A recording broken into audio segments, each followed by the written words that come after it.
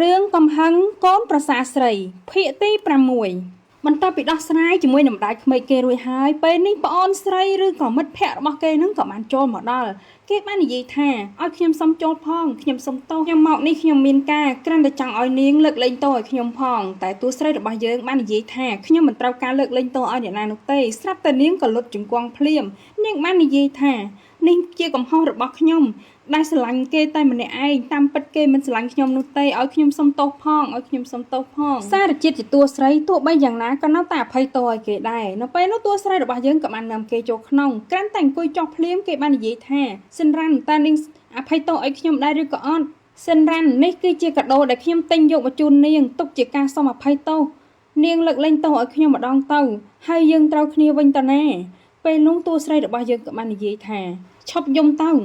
នេះមិនមែនកំហុសនាងតែម្នាក់ឯងណាវាក៏មានអ្នកចូលរួមជាច្រើននោះដែរនាងមិនបាច់ខ្វល់ច្រើនអីនោះទេអង្គុយលេងសិនទៅណាចាំខ្ញុំយកទឹកមកឲ្យនាងញ៉ាំពេលនោះតួស្រីរបស់យើងក៏បានក្រោកចេញទៅហើយចំណែកនាងនេះវិញកសែភ្នែកក៏មិនសូវជាល្អប្រហែលដែរគ្រាន់តែគេចេញតាមភ្លាមទូរស័ព្ទក៏បានចុចផ្លេត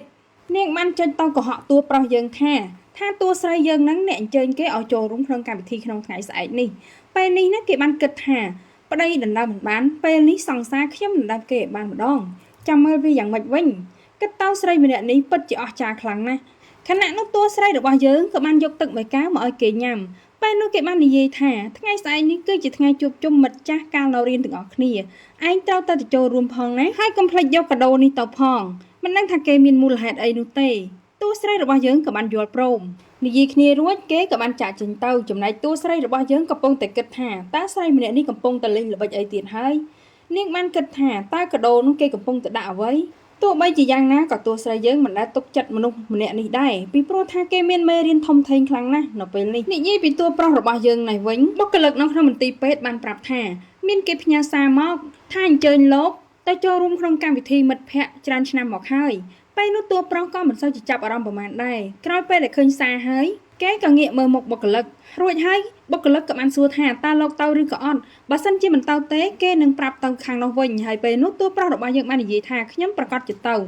នៅពេលដែលខ្ញុំរួចរវល់ការងារដោយសារនោះគឺជាការអញ្ជើញរបស់តួស្រីនិយាយពីបុរសម្នាក់នេះវិញគេកំពុងតែនៅក្នុងមន្ទីរពេទ្យហើយពេលនោះដែរស្រាប់តែគ្រូពេទ្យនឹងក៏បានចូលមកដល់តួប្រុសរបស់យើងក៏បាននិយាយថាតើលោកត្រូវការប្រមាណបញ្ចូលដែរពេលនោះគេក៏បានក្រោកគេបាននិយាយថាលោកហ្វូហើយតួប្រុសរបស់យើងបាននិយាយថាតើមានការអីស្រាប់តែគេក៏និយាយសាច់ការតែម្ដងលោកហ្វូក៏ត្រឡប់ចូលទៅក្នុងគ្រួសារវិញហើយពីព្រោះលោកបានដើរចេញមកខាងក្រៅនេះជាង10ឆ្នាំហើយម្យ៉ាងនៅក្នុងគ្រួសារកំពុងតែត្រូវការលោកជាចាំបាច់ហេតុអីបានជាលោកមកនៅខាងក្រៅអញ្ចឹងលោកម្ចាស់បានផ្ដាំថាឲ្យលោកអញ្ជើញចូលទៅក្នុងគ្រួសារវិញហើយឲ្យលោករៀបការ